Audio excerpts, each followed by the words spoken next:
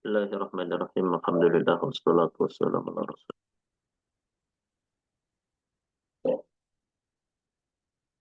Masuk ke pembahasan tentang maf'ul mutlak.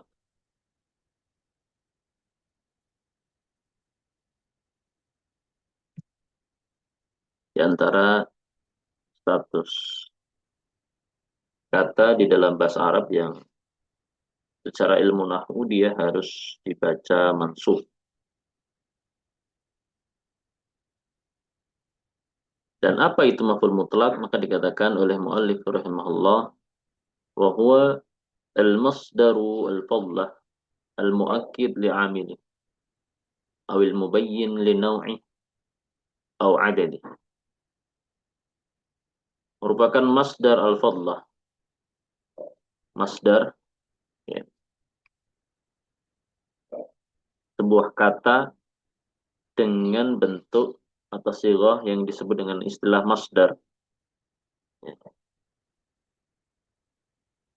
Jadi masdar itu bahasa sederhana kita adalah nama perbuatan. Jadi kalau ada istilah memukul, maka pemukulan. Nah, kata pemukulan ini dia nama perbuatan. Maka ada doroba yang artinya telah memukul, masdarnya adalah dorban. Bagaimana dalam tasrifan doroba yadribu dorban. Dorban adalah masdar. Kalau ada kata menulis, maka penulisan. Nah, penulisan itu nama perbuatan. Sehingga kataba yaktubu kitabatan. Kitabatan adalah masdar. Adapun istilah fadlah, ini dimaknai dengan tambahan. Jadi masdar tambahan. Artinya, di dalam sebuah kalimat, masdar yang disebutkan itu sifatnya sebagai fadlah saja, bukan omdah. Kalau omdah itu kalimat inti, yang merupakan unsur penting dalam sebuah sempurna atau tidaknya suatu kalimat. Tetapi kalau istilah fadlah, itu dia hanya pelengkap. Nah, bahasa kita tambahan atau pelengkap. Ya. Yang manakala masdar ini tidak ada di dalam suatu kalimat, maka kalimat ini tetap sempurna, jumlahnya tetap mufidah, tetap sempurna, tidak berkurang. Maka dikatakan fadlah, tambahan atau pelengkap. Walaupun dengan adanya tambahan ini, bukan berarti tanpa arti, bukan berarti tanpa faedah. Karena dengan masdar yang ditambahkan dalam sebuah kalimat, yang nantinya berstatus sebagai maf'ul mutlak, itu ada beberapa faedah atau bentuk atau alasan atau tujuan. Yang pertama adalah al-muakkid li'amili, yang tujuannya adalah untuk menguatkan amilnya. Ya, amilnya itu maksudnya fiilnya itu sendiri. Jadi perbuatan atau kejadian yang terjadi itu dikuatkan maknanya dengan masdar tersebut. Atau al-mubayyin li naw'i, ya. Atau tujuan lain masdar itu adalah untuk menjelaskan macam daripada perbuatan yang terjadi atau kejadian yang terjadi, jenisnya, ya. Au al-mubayyin li'adadi, atau menjelaskan bilangannya, bilangan perbuatan yang terjadi. Nah, di sini beliau menyebutkan beberapa contoh praktek daripada maf'ul mutlak dengan ragam tujuannya.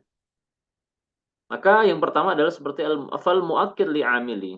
Adapun kalau tujuannya untuk menguatkan amilnya, menguatkan makna fi'il itu, maka seperti contoh ayat wa kallamallahu Musa taklima. Kallama, ya, fi'il. Lafdzul jalalah Allah, fa'il. Musa maf'ul bih, mansub, ya. Allah berbicara kepada Nabi Musa. Ya, Allah berbicara kepada Nabi Musa.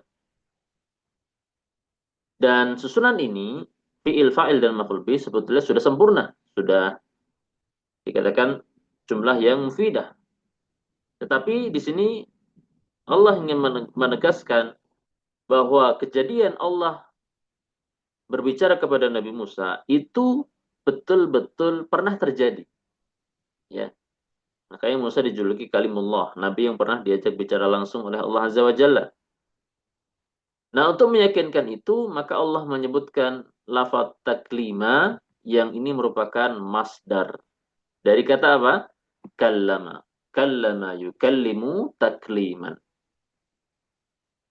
Dan disebutkannya kata takliman yang merupakan masdar ini adalah tujuannya untuk al-muakkid li'amilihi, menguatkan makna kallama, menguatkan makna amilnya, yaitu kata kallama. Karena taklima ini mansub dengan kata kallama, sebab mansubnya adalah kata kallama. Ya. Nah, ini tujuan disebutkannya kata taklima. Sehingga untuk apa namanya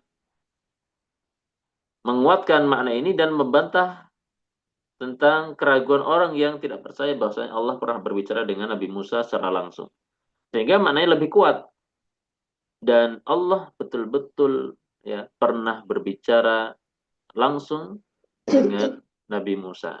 Nah, itulah dia al-muakkid li'amilihi. Jadi bukan berarti tidak ada faedahnya ketika ada masdar ini.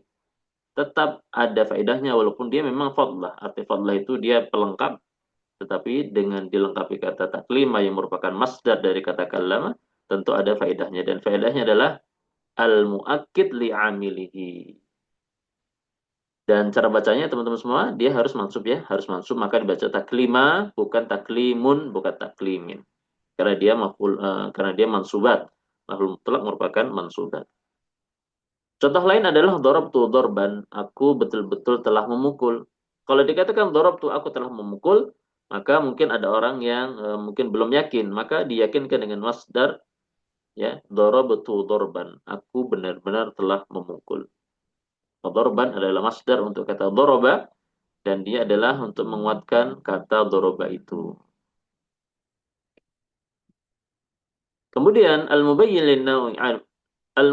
lin-naw'i amili yang menjelaskan tentang macam daripada atau jenis amilnya, jenis perbuatannya seperti dalam ayat fa'akhadnahum akhdha azizim muqtadir. Maka kami pun mengadab mereka, yakni Bani Israel, Allah adab dengan dengan sebuah azab azizim muqtadir, azabnya zat yang maha perkasa, yang maha kuasa atas segala sesuatu.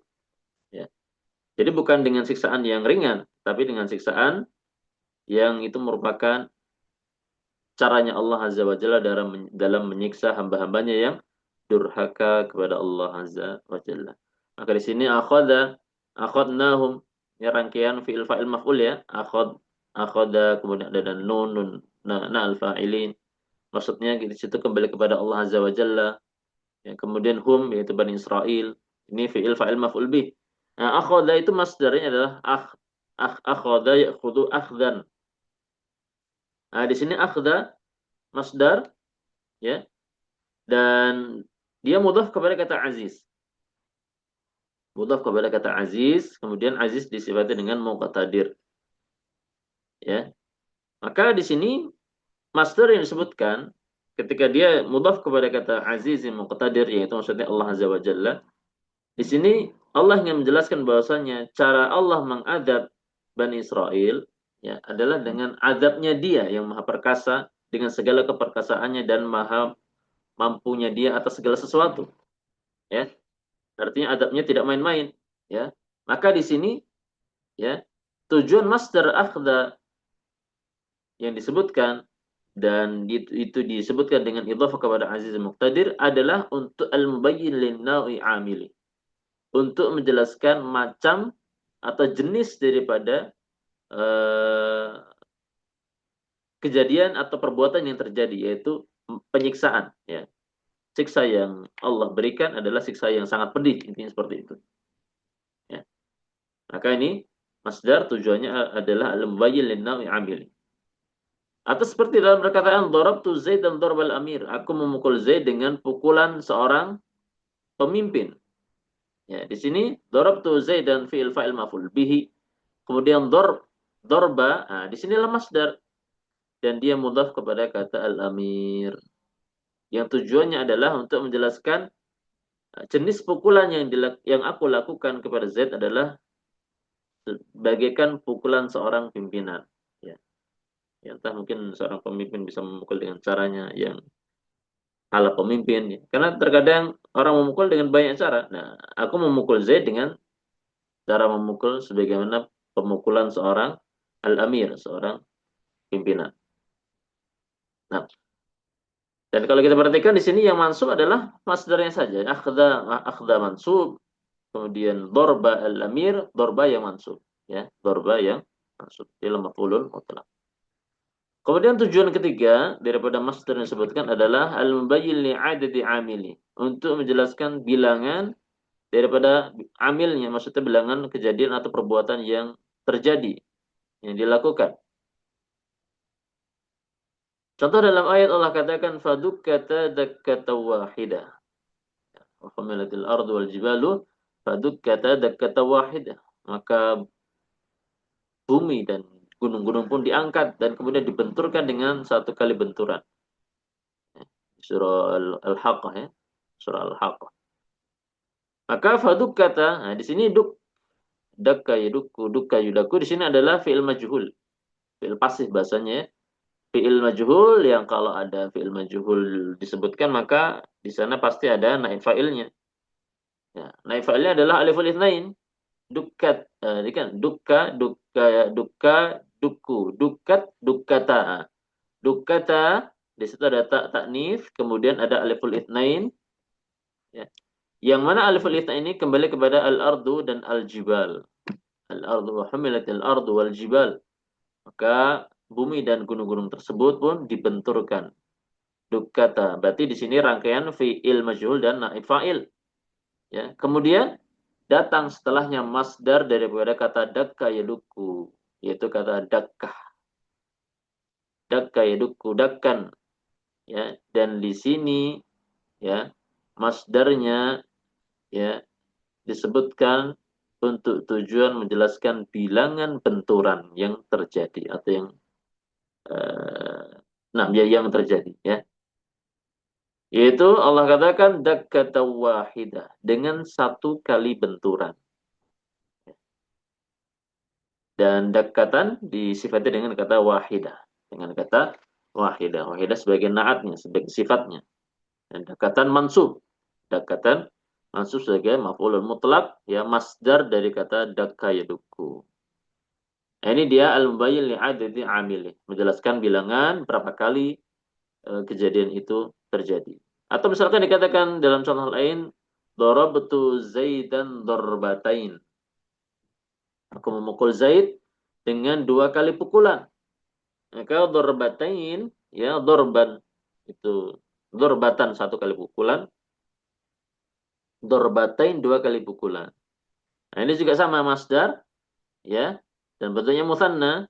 Tujuan disebutkan masdar ini dengan bentuk musanna adalah menjelaskan bilangan kejadian atau perbuatan pemukulan yang aku lakukan terhadap Zaid. Maka darbatain ini adalah masdar, yang asalnya darbatan, ini merupakan masdarnya daraba. Dan kalau kita perhatikan cara bacanya juga mansub ya. Karena marfu'nya adalah darbatani dengan alif, tetapi kalau mansub dia dengan ya darbataini. Inilah dia penjelasan tentang maf'ulun mutlak.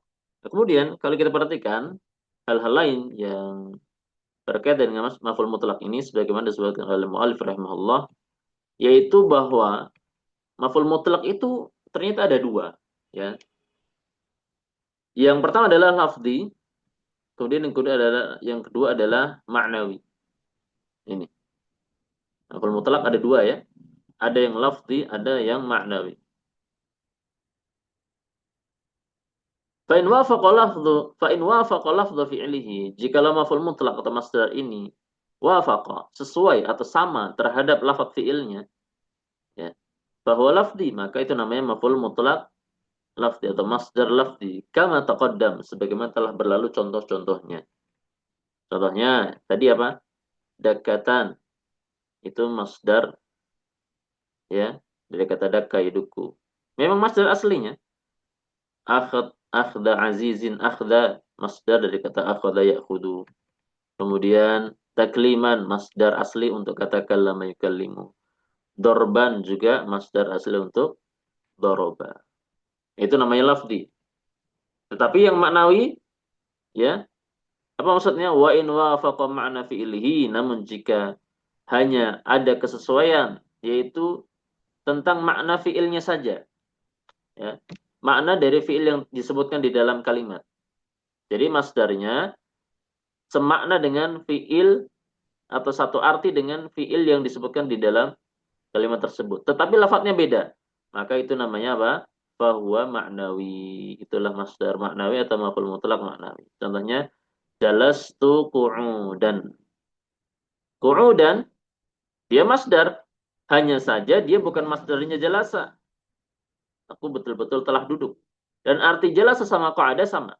Qu'udan adalah masdar dari kata qa'ada yaq'udu. Sedangkan jalasa yajlisu masdarnya adalah julusan. Dan dua kata ini artinya sama, sama-sama duduk. Sehingga ketika ada perbedaan lafaz tetapi maknanya sama, maka maf'ul mutlak atau masdar ini namanya masdar maknawi. Contoh lain adalah waqumtu wuqufan, dan aku betul-betul telah berdiri. Maka qama yaqumu artinya berdiri, waqafa yaqifu artinya juga berdiri, ya tetapi berbeda lafadznya sehingga wuqufan adalah masdar maknawi untuk fi'il qama yaqumu. Nah, kemudian beliau mengatakan wal masdar huwa. Nah, ini beliau yang menyebutkan definisi masdar itu sendiri supaya lebih bisa difahami dengan mudah, yaitu apa? Ismul hadatsis shadir minal fa'il. Yaitu nama kejadian yang muncul dari pelaku. Ya. Wa taqribuhu ayyuqal, dan pendekatan untuk memahami istilah masdar adalah dengan dikatakan yaitu huwa alladhi yaji'u thalithan fi tasrifil fi'il. Itu kata yang datang di urutan tsalits, ketiga, di dalam tasrif fi'il. Ya, kalau kita belajar shorof ya, biasanya kan doroba yadribu dorban. Nah, dorban adalah masdar. Ya. Dakhala yadkhulu dukhulan. Dukhulan adalah masdar. Jalasa yajlisu julusan. Ya, julusan adalah masdar. Nah, seperti itu. Jadi kata-kata yang datang di dalam urutan ketiga saat kita mentasrif fi'il. Intinya adalah nama perbuatan. Ismul hadath, ya. Nama suatu kejadian yang as-sadir, yang muncul atau yang terjadi dari pelakunya. Kemudian waqad tansibu asya'a 'ala al-maf'ul al-mutlaq wa illam takun masdaran wa dzalika 'ala sabilin niyabah lil masdar. Dan terkadang banyak hal, ya, itu bisa menjadi mansub secara i'rab sebagai maf'ulul mutlak. Jadi ada maf'ul mutlak yang dia itu bukan berupa masdar. Wa illam takun masdaran, sekalipun bukan berupa masdar.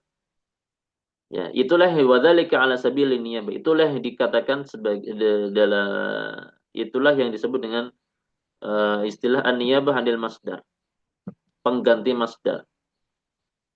Jadi ada kosakata-kosakata yang dia itu bukan masdar daripada fiil yang disebutkan di dalam kalimat, tetapi dia statusnya sebagai maf'ulun mutlak. Ya. Ada kosakata-kosakata yang bukan masdar, ya, yang tersebutkan di dalam kalimat, tetapi statusnya dia sebagai maf'ul mutlak.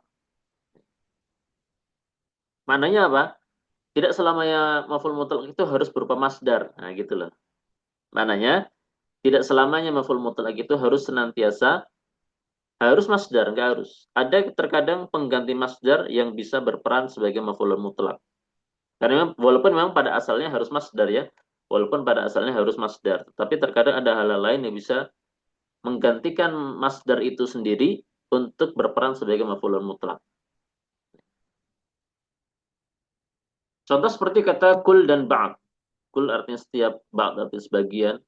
Yang kedua kata ini mudhafaini lil masdar. Diidhafahkan kepada masdar. Disandarkan. Contohnya contoh dalam ayat fala tamilu kullal maili. Fala tamilu kullal maili. Al-mail adalah masdar untuk mala yamilu. Tetapi al-mail di sini dia menjadi mudhaf ilaih untuk kata kul, Sehingga maf'ul mutlaknya adalah kata kulla. Nah ini. Fala tamilu kullal maili, maka kulla adalah maf'ulun mutlak. Maf'ulun mutlak. Dan dia mudhaf kepada al-mail.